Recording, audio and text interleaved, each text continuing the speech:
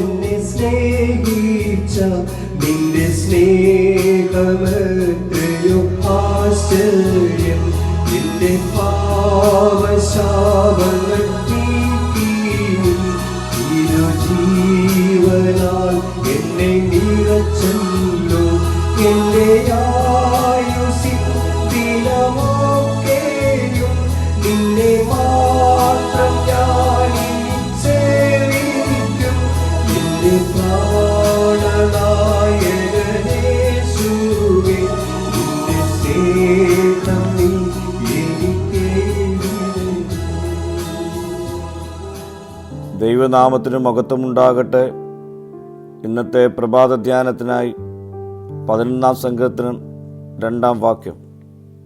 ഇതാ ദുഷ്ടന്മാർ ഹൃദയപരമാർത്ഥികളെ ഇരുട്ടത്ത് എയ്യേണ്ടതിന് വില്ലുകുലച്ച് അസ്ത്രം ഞാണിന്മേൽ തൊടുക്കുന്നു. ദാവീദിനെ നശിപ്പിച്ചു കളയേണ്ടതിന് ശൗലും കൂട്ടരും എപ്പോഴും തക്കം പാർത്തിരിക്കുകയാണ്.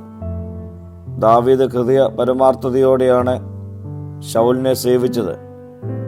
എന്നാൽ ശൗലിൻ്റെ ഉള്ളിൽ എപ്പോഴും ദാവീദിനോടുള്ള പകയായിരുന്നു.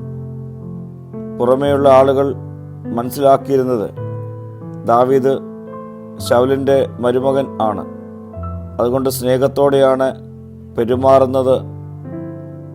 എന്നാൽ അകമേ മുഴുവൻ ശത്രുത ഉള്ളതുകൊണ്ട് ശൗൽ എപ്പോഴും ദാവീദിനെ നശിപ്പിക്കുവാൻ തക്കം പാർത്തിരുന്നു. അതുകൊണ്ടാണ് ദാവീദ് ഈ വാക്യത്തിൽ പറഞ്ഞിരിക്കുന്നത്, ഇരുട്ടത്ത് എയ്യേണ്ടതിന് വില്ല് കുലച്ച് അസ്ത്രം ഞാണിന്മേൽ തൊടുക്കുന്നു എന്ന്. പ്രിയ സ്നേഹിതരെ, നമ്മുടെ ജീവിതത്തിലും ഇതുപോലെയുള്ള അനുഭവങ്ങൾ ഉണ്ടാകാം. കൂടെ നിൽക്കുന്ന ആളുകൾ തക്കം പാർത്ത് നമ്മെ നശിപ്പിക്കുവാൻ ശ്രമിക്കുന്നുണ്ടാകാം. എന്നാൽ ദാവീദ് പറയുന്നു, ഇതിൻ്റെ മധ്യത്തിലും എൻ്റെ ശരണം ദൈവത്തിലാണ്. നമുക്ക് എതിരെ ശത്രു വില്ലുകുലച്ച് അസ്ത്രം തൊടുത്തു നിൽക്കുമ്പോഴും നമ്മെ സംരക്ഷിക്കുന്ന പരിപാലിക്കുന്ന ദൈവത്തിൽ തന്നെ നമുക്ക് ശരണപ്പെടാം.